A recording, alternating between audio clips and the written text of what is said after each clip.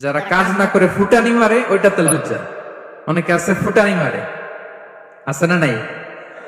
কাজ করে না, শো অফ, ফুটানি। এই ফুটানিতে লজ্জা, পরিশ্রমে কোনো লজ্জা নেই। আমি বিভিন্ন আমার আলোচনায় বলি, কাজে লজ্জা নেই। কিসে লজ্জা নেই? আওয়াজ করে বলুন সবাই।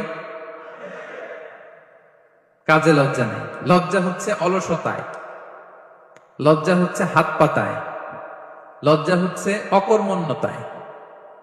কাজে লজ্জা আছে? লজ্জা কিসে? বলেন সবাই। লজ্জা হচ্ছে অলসতায়, অকর্মণ্যতায়।